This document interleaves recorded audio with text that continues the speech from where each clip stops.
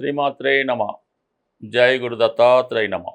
ఈ వీడియోలో మనం మిథున రాశి వారికి 2025వ సంవత్సర చివరి వారి ఫలితాలు తెలుసుకునే ప్రయత్నం చేస్తున్నాం.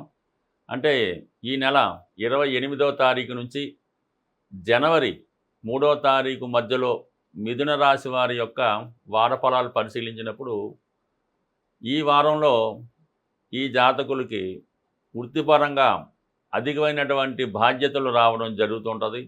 మీరు రెగ్యులర్గా చేస్తున్నటువంటి వర్క్తో పాటు ఇతరులు చేయవలసిన పని కూడా మీకు బర్డెన్గా రావడం జరుగుతుంటుంది.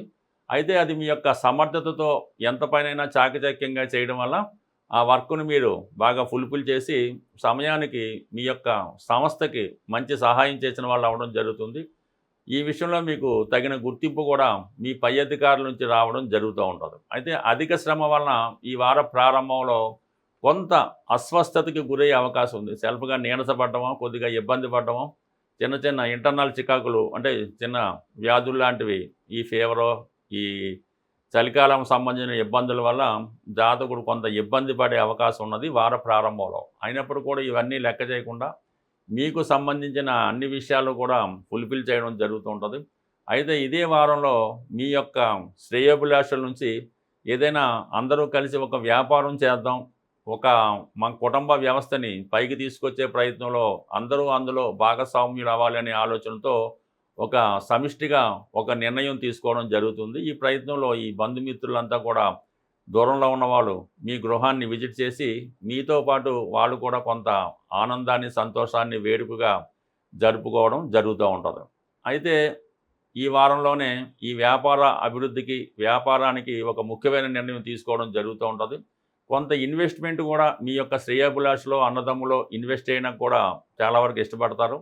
అయితే మీరు మాత్రం ఈ యొక్క వృత్తిలోనే ఉంటూ, ఉద్యోగంలోనే చేసుకుంటూ అదనంగా వాళ్ళకి మీ యొక్క తెలివితేటలో సాంకేతిక సహకారం ఇవ్వడం కూడా జరుగుతుంటుంది. మొత్తం మీద ఒక కొత్త ఆదాయ మార్గాన్ని ఈ వారంలో మీరు నిర్ణయించుకోవడం జరుగుతూ ఉంటుంది. అలాగే ముఖ్యంగా ఈ వారంలో మీరు మీ తల్లిదండ్రులకో, మీ కుటుంబ పెద్దలకో ఒక స్థిరమైనటువంటి ఆదాయం వచ్చేలాగా వారికి ఒక నిర్ణయం తీసుకోవడం జరుగుతుంటుంది. వాళ్ళు పోషణ నిమిత్తం కానీ, వాళ్ళ జీవనోపాధికి తగు విధంగా ప్రతి నెల మీరు సహకరించడం కానీ, లేదంటే పర్మనెంట్గా వాళ్ళకి ఏదైనా సహకరించడానికి ఒక ముఖ్యమైన నిర్ణయం ఈ సమయంలో మీరు తీసుకోవడం జరుగుతూ ఉంటుంది. అలాగే మీరు కొన్ని బాధ్యతలు కూడా ఈ సమయంలో సెటిల్మెంట్ చేయడం జరుగుతూ ఉంటుంది. ఎవరికన్నా మీరు అంటే మీ కుటుంబంలో ఎవరికైనా పెళ్ళి కావాల్సి ఉన్నా, వాళ్ళకైనా ఉద్యోగం రావాల్సి ఉన్నా, కంపల్సరీగా వారికి ఏదో గట్టిగా వాళ్ళకి ప్రయత్నం చేసి వాళ్ళని ఏదో ఒక స్థిరపరిచి ఒక మార్గాన్ని చూపించి వాళ్ళు కూడా జీవితంలో స్థిరపడే విధంగా మీరు ఒక నిర్ణయం తీసుకొని వాళ్ళు కూడా సెటిల్ చేయడం జరుగుతూ ఉంటుంది. సో ఈ విధంగా టోటల్గా కుటుంబ బాధ్యతలు తీసుకుంటారు, వృత్తిపరంగా అదనపు బాధ్యతలు వస్తాయి. బట్ ఏదైనా మీ యొక్క ఆరోగ్యాన్ని కూడా లెక్క చేయకుండా ప్రతి విషయాన్ని కంప్లీట్గా సాల్వ్ చేయడం జరుగుతూ ఉంటుంది. అయితే అనూహ్యంగా మీరెవరైతే మీకు సహాయపడి మీకు హెల్ప్ చేస్తారనుకుంటారో వారే ఈ వారంలో మీకు ఎదురు తిరిగి కొన్ని ఇబ్బందులు కూడా పెట్టే అవకాశం ఉంది. ముఖ్యంగా భార్య లేదంటే మీ యొక్క పార్ట్నర్స్ ఎవరైనా ఉంటే వాళ్ళు ఏదో విధంగా మిమ్మల్ని ఇబ్బంది పెట్టడం కానీ, మిమ్మల్ని డైవర్ట్ చేసే ప్రయత్నంలో కొంతవరకు ఇబ్బంది పెట్టడం జరుగుతూ ఉంటుంది. కొన్ని సందర్భాల్లో మీ జీవిత భాగస్వామికైనా హెల్త్ ప్రాబ్లం రావడం కానీ, లేదంటే వాళ్ళకి ఏదైనా సడన్గా ఇబ్బంది కలిగి వాళ్ళు ఏదైనా ఊరు వెళ్ళవలసి రావడం కానీ, మొత్తం మీద కొంత మీరు అనుకున్న విధంగా కాకుండా వేరే విధంగా కొంత డిస్టర్బెన్స్ ఈ వైవాహిక జీవితంలో కానీ, భార్యాభర్తల మధ్య కానీ కొన్ని అనుకోని ఇబ్బందులు లాంటివి ఏర్పడే అవకాశం ఉంది. ఎస్పెషల్లీ ఎవరైతే ఈ ప్రేమ వివాహంలో, ఎఫైర్స్లో లేదంటే ఒక లవ్ అఫైర్లో ఉన్నారో వాళ్ళు వివాహం చేసుకుందామని ఈ ప్రయత్నంలో ఆ విషయాన్ని మీరు పెద్దలకి చెప్పడం వల్ల కంపల్సరిగా కొన్ని అడ్డంకులు ఏర్పడి శాశ్వతంగా ప్రేమికులు విడిపోయే విధంగా అవకాశం ఉన్నది. కాబట్టి ఎవరైతే ఈ మిథున రాశిలో ప్రేమికులు ఉండి పెళ్లికి తొందరపడుతున్నారో వారు ఇంకొద్ది రోజుల పాటు వెయిట్ చేయవలసి ఉంటుంది.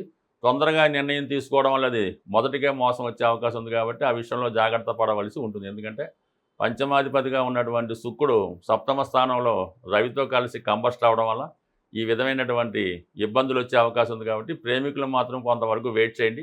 అయితే విదేశ ప్రయాణానికి, విదేశంలో ఉన్నత విద్యకు ఎవరైతే వెళ్దాం అనుకున్నారో వారు దానికి తగిన ఏర్పాట్లు అయితే చేసుకోవచ్చు. బట్ ఏదైనా ఈ మిథున రాశి వారికి ఈ వారం చివరిలో పార్ట్నర్స్తో కానీ, భార్యతో కానీ, జీవిత భాగస్వామితో కొన్ని విభేదాలు లాంటివి వచ్చే అవకాశం ఉంది. బట్ ఏదైనా జాతకుడికి ఈ వారంలో అధిక ఆదాయం వచ్చే ఒక కొత్త నిర్ణయాన్ని తీసుకోవడం జరుగుతుంది. ఈ వారం నుంచి మనం 2026వ సంవత్సరంలోకి ప్రవేశించడం జరుగుతూ ఉంది. అయితే మరి ఈ ఇంగ్లీష్ సంవత్సరం కాబట్టి కొంతవరకు న్యూమరాలజీని కూడా మనం ఉపయోగించుకోవడం మంచిది. 2026లో కేవలం 26 మాత్రమే తీసుకోవడం జరుగుతూ ఉంటుంది. 2000 కంటిన్యూ అవుతుంటుంది కదా, 26 అన్నప్పుడు సంఖ్య 8 అయింది. అంటే శని యొక్క ప్రభావం ఈ సంవత్సరం ఎక్కువగా ఉంటుందన్నమాట. అందువల్ల అంటే పారిశ్రామిక రంగం వారికి, శ్రామికులకి, కార్మికులకి చాలా అనుకూలమైనటువంటి పరిస్థితులు ఏర్పడుతుంటాయి. అంటే 8 కూడా ఏ విధంగా ఏర్పడింది? 2, 6 అంటే రెండో సంఖ్య చంద్రుడు కాబట్టి కామన్గా కొంతకాలంగా ఒక 25 సంవత్సరాలుగా స్త్రీల యొక్క హవాస కొనసాగుతూ ఉంది. ఎప్పుడైతే 2000 స్టార్ట్ అయిందో అక్కడ నుంచి స్త్రీలదే ఆధిపత్యం వహిస్తున్నారు. 2020 నుంచి అది మరీ ఇంకా ఎక్కువ అవడం వల్ల ఈ పెళ్ళిళ్ళ విషయంలో, అన్ని విషయంలో పాపం ప్రస్తుతం స్త్రీలకే ఆధిపత్యం రావడం జరిగింది. ఇంకా ఈ సంవత్సరం కూడా స్త్రీలదే పైచేయిగా ఉండడం జరుగుతూ ఉంటుంది. అలాగే 6వ సంఖ్య 26 కాబట్టి 6 శుక్రుడు సంబంధించింది కాబట్టి సాధారణంగా ఈ వాహనాలు, కార్లు, గోల్డ్, ఇమిటేషన్ ఆర్టికల్స్, ఖరీదైన వస్తువులకి ఎక్కువ ప్రభావం ఉంటుంది. అది ఎక్కువ అమ్మకాలు అవి రావడం వల్ల అంటే ఎక్కువ లగ్జరీ ఐటమ్స్, ఈ గోల్డ్ ఐటమ్స్, అలాగే వాహనాలు ఇవి రేట్లు అవి పెరుగుతుంటే ప్రజలు కూడా ఎక్కువ లగ్జరీ ఐటమ్స్ కొంటూ ధనాన్ని కూడా ఎక్కువ ఖర్చు పెట్టడం జరుగుతూ ఉంటుంది. ఎస్పెషల్లీ 2026వ సంవత్సరంలో సినిమా పరిశ్రమ అన్నది చాలా అభివృద్ధికరంగా ఉంటుంది. చాలా వరకు వాళ్ళు మళ్ళీ తిరిగి పూర్వవైభవాన్ని పుంజుకోవడం జరుగుతూ ఉంటుంది. దాంతోపాటు టీవీ, మీడియా కూడా అనుకూలంగా ఉండడం జరుగుతూ ఉంది కాబట్టి అయితే ప్రజలు ధన విషయంలో కొంత జాగ్రత్త పడవలసి ఉంటుంది. అధికమైనటువంటి ధన వ్యయం వల్ల చాలా వరకు ఫైనాన్స్ డెఫిసిట్లో పడుతూ ఉంటారు.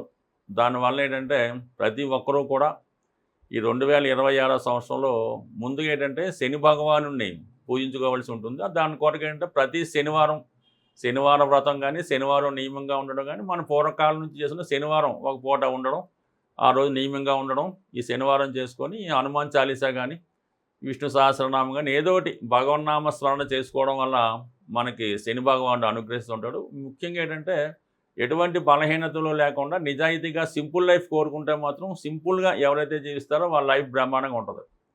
ఇక మామూలుగా శుక్ర భగవానుడు కూడా కాబట్టి లక్ష్మీ అనుగ్రహం కోసం కనకధారా స్తోత్రం, ఈ చంద్రుడు కాబట్టి అంటే టోటల్గా మనం ఏంటంటే మీకు నెలకు ఒక్కసారైనా ప్రత్యేకంగా ఒకరోజు విష్ణు సహస్రనామం, లక్ష్మీ స్తోత్రం 2 కలిపే పుస్తకంలో ఉంటాయి. ఎవరైతే శ్రద్ధగా పారాయణ చేస్తారో వాళ్ళకి కంప్లీట్గా అన్ని సమస్యల నుంచి బయటపడడం జరుగుతూ ఉంటుంది. దాని తర్వాత ఏంటి, వెరీ సింపుల్ రెమెడీ, ఇంకేం కష్టపడక్కర్లేదు. ఆంజనేయ స్వామి, ఈ యుగంలో ఆంజనేయ స్వామి ఇచ్చినంత స్పీడ్గా ఎవరు కూడా వరం ఇవ్వరు.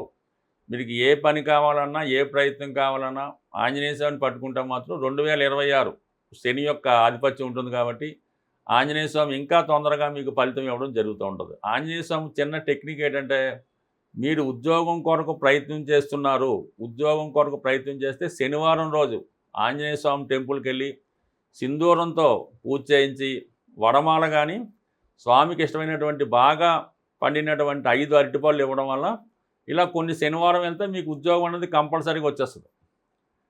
ఈ ఉద్యోగం కాకుండా వివాహం అవటం లేదు, వివాహపరంగా సమస్యలు ఉన్నాయి, రుణ బాధలు ఉన్నాయి, అన్నదమ్ముల మధ్య ప్రాబ్లమ్స్ ఉన్నాయి, స్థిరాస్తి గొడవలు ఉన్నాయి, ఏ ఇతర జటిలమైన సమస్య అయినా మంగళవారం రోజు తమలపాకులతో మీరు స్వామికి పూజించడం వల్ల కంప్లీట్గా మీ యొక్క ప్రతి ఒక్క కోరిక నెరవేరడం. అంటే స్వామికి తమలపాకులతో పూజ అంటే తమలపాకులు ఇచ్చి మనం ఒకరికి ఒక పని అప్పచెప్తూ ఉంటాం. ఏదైనా మనం కొత్తగా ఇల్లు కట్టినా ఒక మేస్త్రికి ఎలాగైతే తాంబూలం ఇచ్చి పని అప్పచెప్తుంటామో ఈ విధంగా ఆంజనేయ స్వామి వారికి తమలపాకులతో పూజ చేయడం వల్ల మీ యొక్క పని అతి శీఘ్రంగా జరుగుతూ ఉంటుంది. అయితే ఏంటంటే ఒక పెద్ద మొత్తంలో అంటే మనకి చిన్న పని అనుకోండి ఒక 41 తమలపాకులు, కొద్ది పెద్ద అనుకోండి 108 తమలపాకులు, లేదు కొంత జటిలమైన పని ఒక 1000 తమలపాకులు, అంటే 1108 తమలపాకులతో మీరు ఆంజనేయ స్వామికి పూజ చేయగలిగితే ఈ పని అవదు అని మాత్రం ఖచ్చితంగా ఉండదు. అందువల్ల కంపల్సరీగా మీరు